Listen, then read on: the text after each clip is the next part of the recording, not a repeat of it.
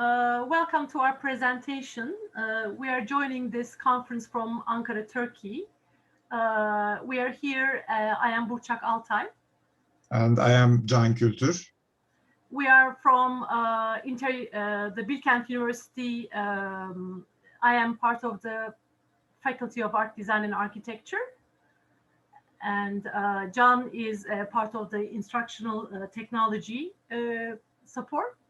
And we will be presenting our experiences in a collaboration that we made due to the transfer from face-to-face classical classroom education to online education in a specific course.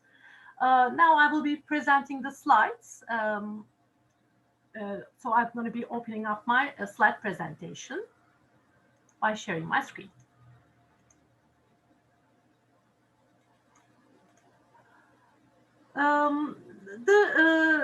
The subject that we want to cover in this presentation is what we experienced during the fall semester in a course in human factors and ergonomics. The subject is experiential learning, including the physical space within the online space.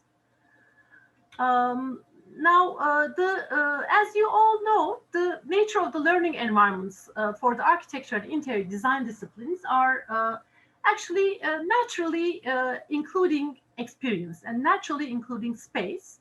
And students naturally explore space in their classrooms, in their studio hours. It's a little bit more difficult in theoretical courses. And human factors ergonomics is a theoretical course, but still, there are opportunities for this, and especially for ergonomics course and ergonomics discipline. For example, Fulton states that the theoretical knowledge should be supported by other empathic methods, including storytelling and scenario building, moving from generic descriptions to personalization of users, and also encouraging the designers for participation and observation to get the feel of the user, understand the user for diverse needs and capabilities. Also, role-playing and simulation is a method that she suggests. This has been suggested to support practice. In parallel to this suggestion, the ergonomics classes can also be supported by experiential learning methods that were first introduced by Kohl, because the theoretical aspects should be accentuated and reinforced through direct interactions of the students with people, with themselves, others, and the environment. And these could be done through active experimentation, direct experience, and reflective observation. So this has actually been taken place in the years that we offered this course since 1988. It's a part of the second year course in interior architecture department in Bilkent.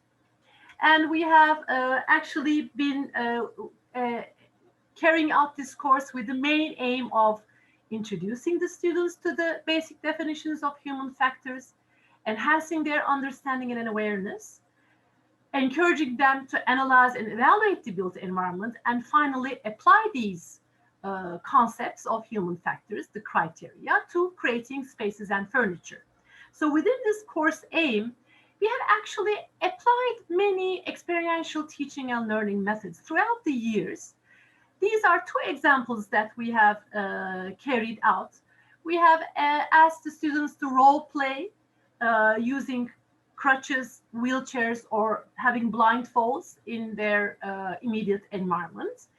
So that was actually to enhance their empathic understanding for diverse users. And we also encourage them to go to their grandparents' house to observe, take pictures, make measurement, and interview their grandparents so that they would understand the needs and preferences of the elderly, the older adults. So see them from a different perspective, see the home environments from the different perspective. So we have been able to apply these over the years. However, and also we have been able to have many spontaneous in-class discussions, measurements, experiences, using the props, the tools in the actual environment.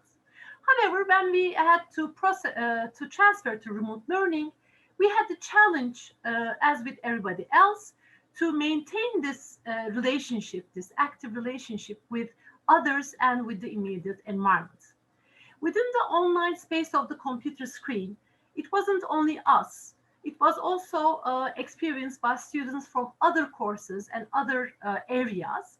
Actually, research shows that undergraduate students from different class sizes and different disciplines struggle to stay motivated and missed feeling included into the course contents and objectives, and they also had less collaboration with their peers.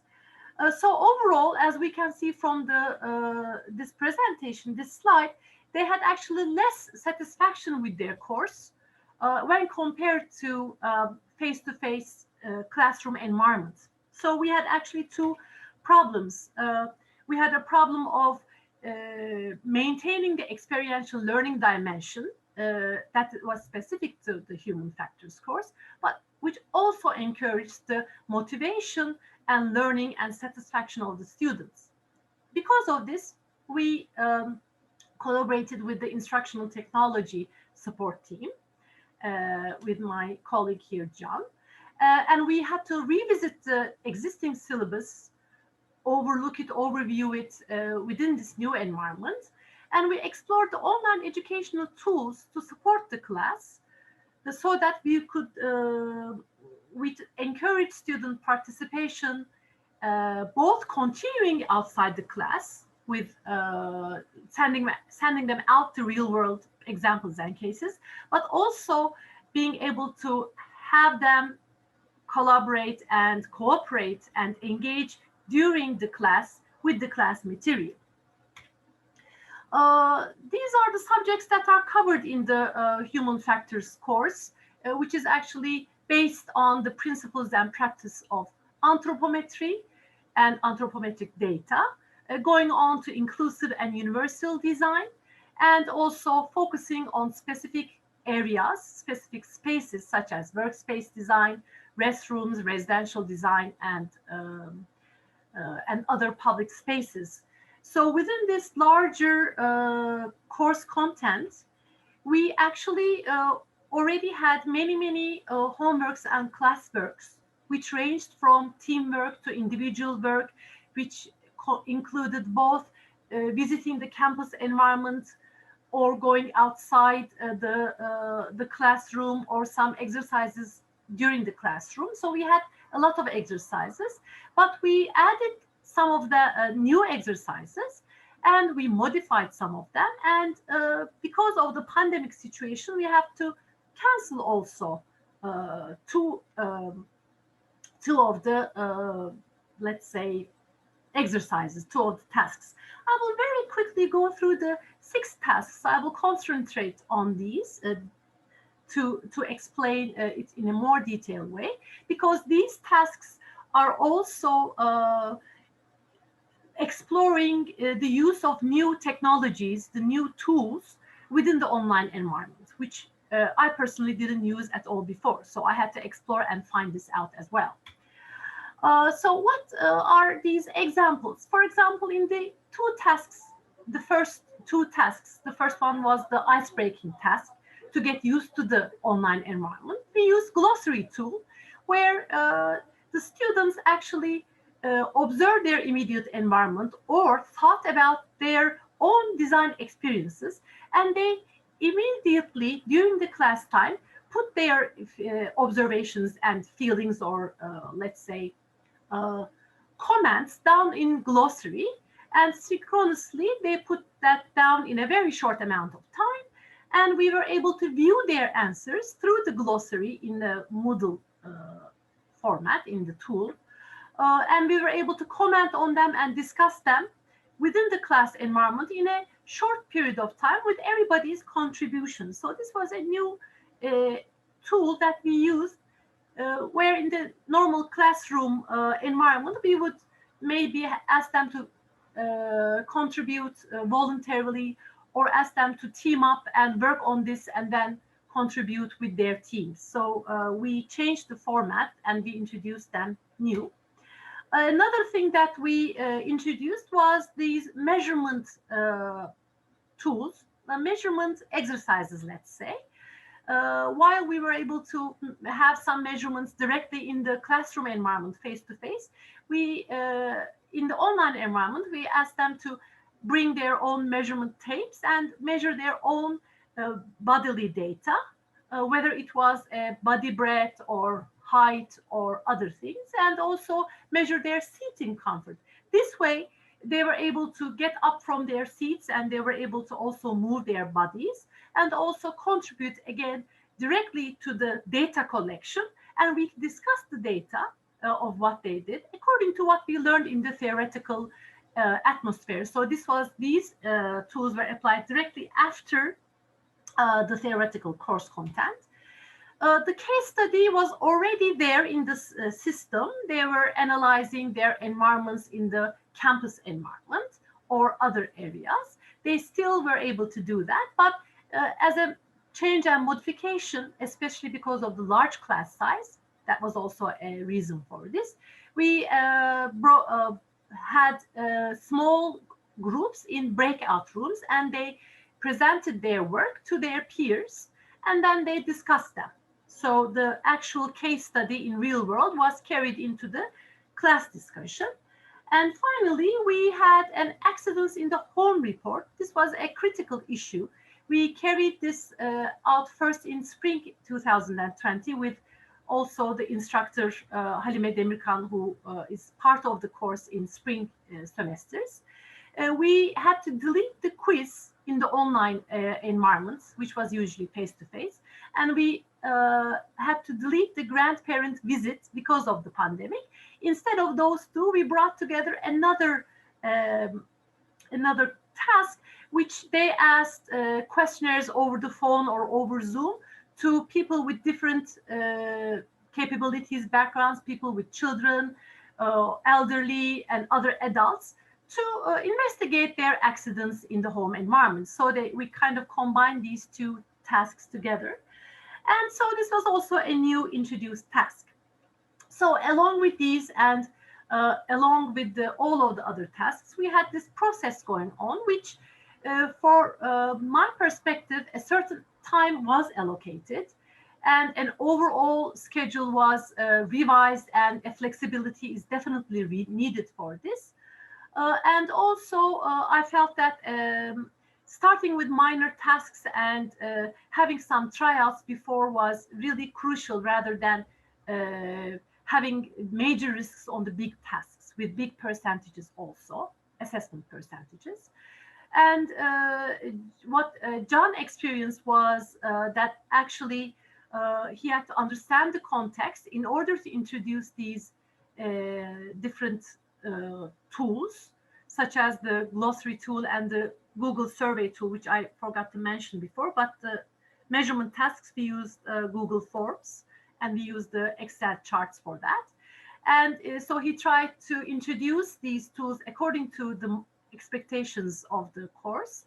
And again, we had to allocate some time for pilots, and we also introduced some pilot tasks for the students. So overall, at the end of the semester, we provided a final Google form for the students who voluntarily answered, and we tried to figure out how they felt about this whole course, including the new tasks, and also maintaining the already existing tasks in this online environment. In the survey, 40 students filled. That was a good respondent rate, and 30% was male, 70% was female. We first asked about how they felt their comfort, the sense of level of confidence and comfort in using the technology and online communication. We had asked many questions, but we figured out from their answers that they did have certain challenges mainly with relation to online collaboration with the classmates. And also they had certain technical issues such as the connection speed of the internet, the quota limitation, and also the sound and noise level around the home. So they experienced these throughout, some of them experienced them even more throughout the whole semester. I think not only with my course, but with other courses as well. Coming to the engagement and effectiveness of the human factors course, we were happy to see that they had a high level of engagement, as you can see in the graph. And they did feel that the extent of their knowledge really increased from, as compared from the beginning of the semester compared to the end of the semester. So this was really a positive, let's say, finding from our perspective. Coming to the tasks, we had some questions about their comfort level, about their level of satisfaction, and many questions were asked. But if I could summarize the findings, we could see that all of the tasks, they had a success level from their perspective, student perspective. They were all about the moderate level.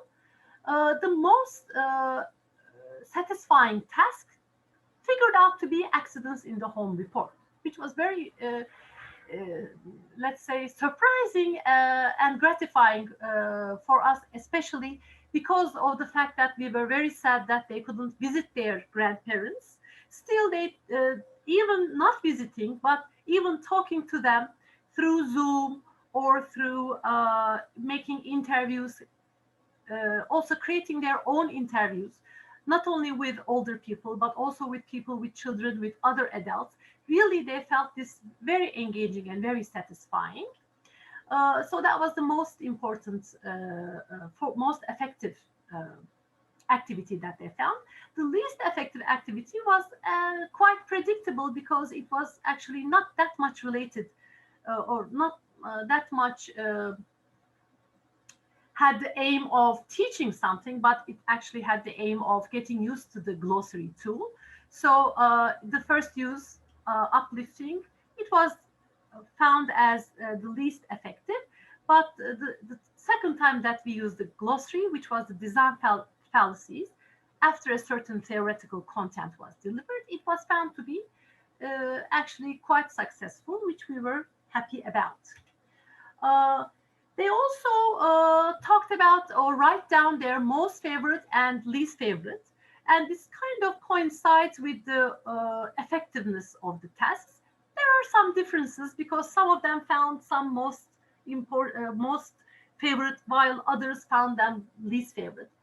But at any rate, if we look at the open-ended question responses, we see that the interactivity level, having exercises that widen their perspective, having hands-on experience, and opportunities for learning from their own personal experience and learning from others, and most importantly, discussions during lecture time have been main reasons for favorite courses. Whereas the main reasons for least favorite courses revolve around issues of pandemic, for example, visiting during the pandemic outside class activities, individual work, working individually, using the breakout room in the case study because it again divided the interactivity level. And also they were not very happy about working with numerics and calculations. So these stand out to be the reasons for less favorite issues. These are certain comments that are taken from the quotes that are taken from the open-ended questions, which actually support the previous findings that I have just shared about the most and least favorite. So I will be passing this one.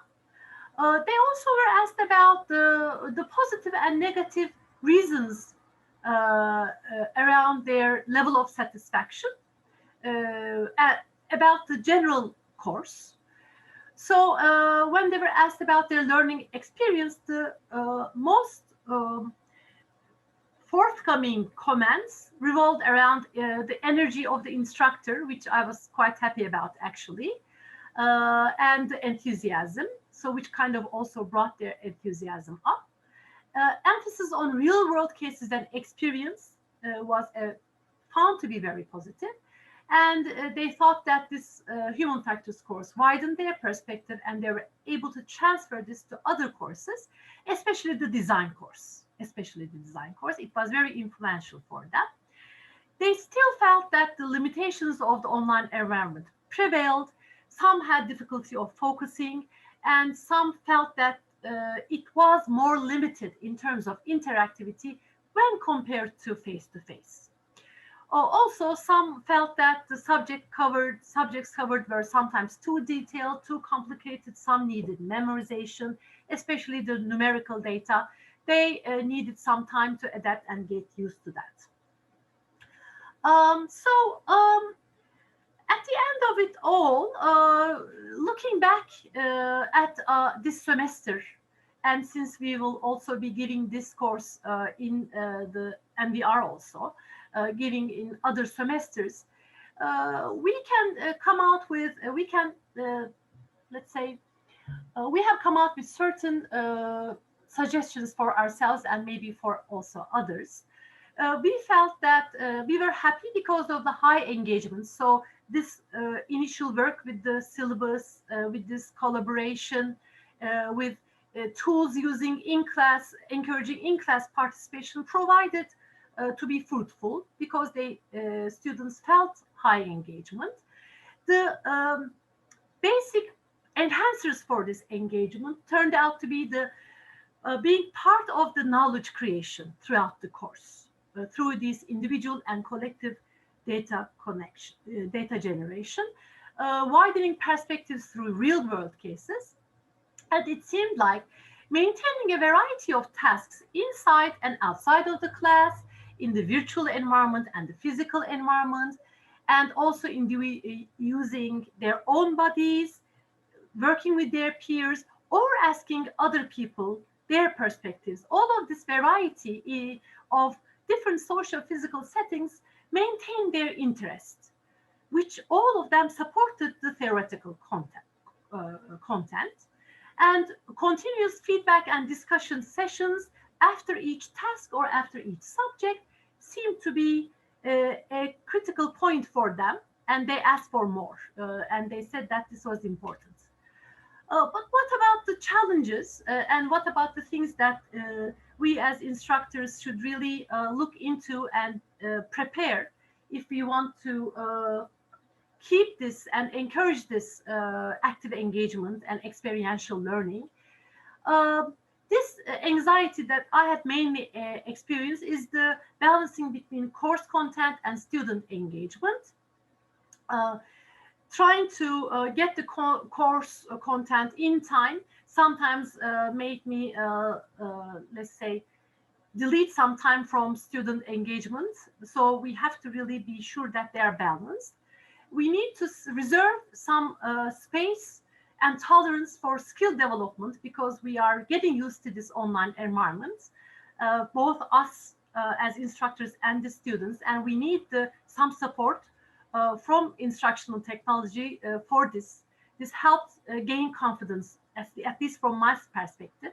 And we tried some sessions before actually going in front of the students. So we need some redesign and planning time for the class and outside of the class.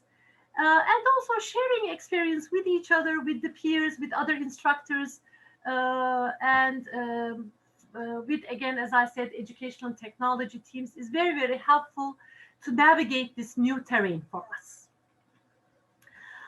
This is what we wanted to share. We hope that you have enjoyed this presentation.